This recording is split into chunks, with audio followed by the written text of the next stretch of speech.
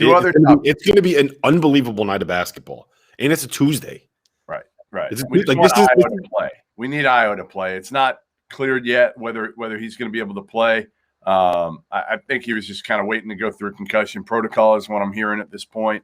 Hopefully he'll be able to go tonight. Yeah. I mean, let's just dive into it. We can get to last night's reaction, but I think we need to open up on tonight's games because they're just going to be great. And so let's start. We can start with Michigan and Illinois. Over at Bet Rivers, I believe that line is still Michigan laying 8. Let me just double check. I got it right here in front of me. It is. Yeah, Michigan laying 8. That total is 147. How much does things change for you if Ayo does not play tonight? It's why I'm not doing anything with it yet. I think the line, I can't tell. Do you feel like the line is built in as if Ayo's not playing? Yes, I think so. Me too. So I'm going to wait. I'm going to wait and see because I still like Michigan even if Ayo plays, and I'm hoping the line goes, if he plays, it goes from like 8 to maybe 7, and then I take Michigan. So I'm going to wait it out. It's like the one game I'm just not going to do yet. I want to see the news, and honestly, I'm just guessing Ayo's going to give it a go here, that he's going to be out of concussion protocol, and I just feel like that first game back with a mask on. It's hard, man. It's hard to play when you've never played with a mask on. And well, the only good part is we've all worn a mask a lot over the last year, but not the mask he's wearing to play if he plays. So, to me, I see what you did there, Goodman. Nice. Yeah. There's a couple interesting things about this matchup. One, I think this is kind of the audition for Illinois to be a number 1 seed. I did not realize this until going back and looking at Oklahoma State's numbers after their win over Oklahoma last night. There are 3 teams in college basketball right now that have 8 quad 1 wins. Do you know who they are? Michigan, and Illinois, and Oklahoma State. And yours truly has been the only one who has had Oklahoma State higher than everybody else all year. And I can't understand the analytics people. I don't get them. With Virginia, with Oklahoma State. And I feel like because we don't understand scoring margin. Oklahoma State is winning a whole bunch of close games because Cunningham has proven themselves. Why are we going to hold it against them? A win is a win is a win, Robert Dauster. Like, to me, yeah, you're right. You're not wrong when it comes to like grading resumes and ranking them where they belong in terms of accomplishment. But there's a very big difference between a team that beat somebody by 1 and beat somebody by 20. And you understand that, and saying you don't understand that is just being silly. We're not going to talk about this because I'm just going to have to yell at you again for saying dumb things. So I get it. All I'm saying is Oklahoma State is worthy of being a top 10-ish team, and they've been worthy of being a top 20 team for most of the season. If you don't watch them, honestly, you're clueless. Like, Cade is so good. He wasn't even that good last night. But, man, like at the end of a game, he just makes every right decision when he needs to. You can't rattle the dude, and they come out with wins. And as I tweeted last night, Rob, maybe the best hire in the last 2 years was Mike Boynton's hire of Cannon Cunningham. Like, we talk about all the head coaching hires, and there's been some great ones, but that dude hiring Cade Cunningham's brother is the smartest move of the last 2 coaching carousels.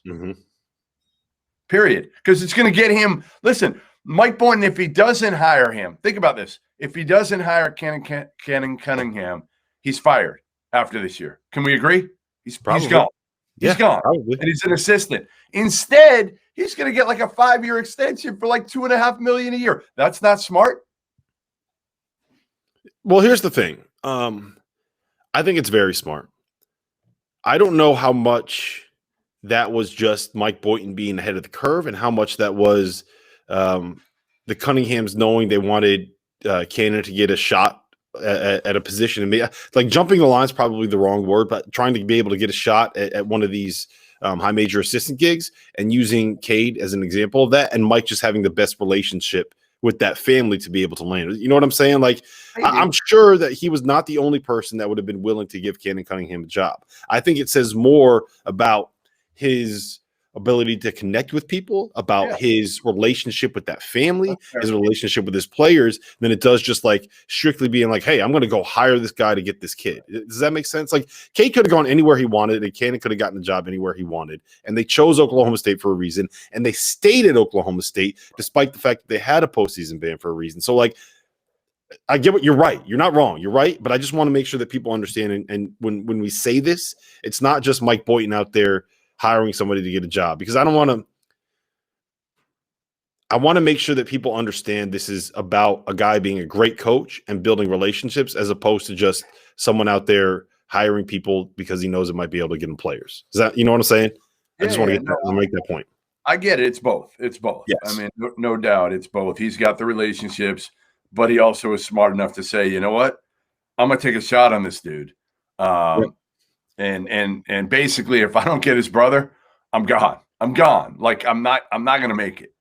All right. Can I make a quick point about Michigan, Illinois, about that matchup? Sure. And I want to see what you think about this. So I kind of feel like this is a situation where even if Ayo plays, Michigan ends up winning by like 15 points. And here's why. Yeah.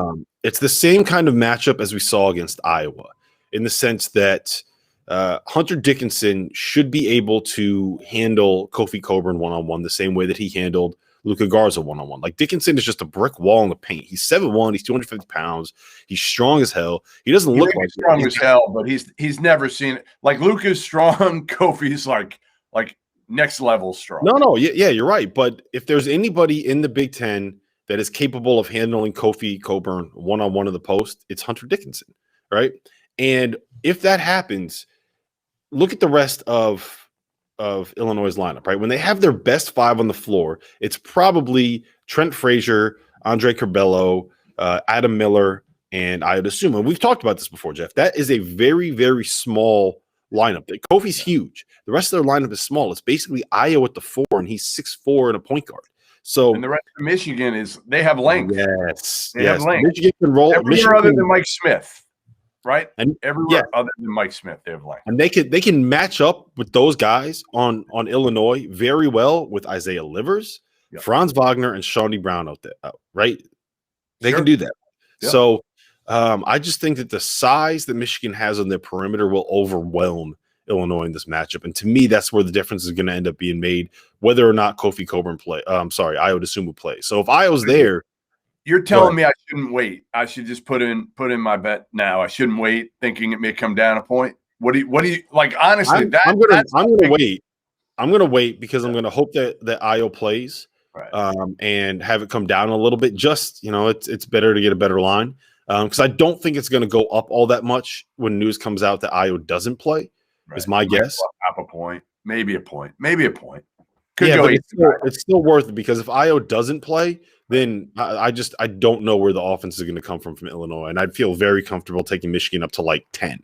Yeah. I mean, again, we're just so in on Michigan, and everybody is right now. And you take Ayo off Illinois, and you can make a case, Rob, that nobody is more important to their team than Ayo Dosunmu is to Illinois.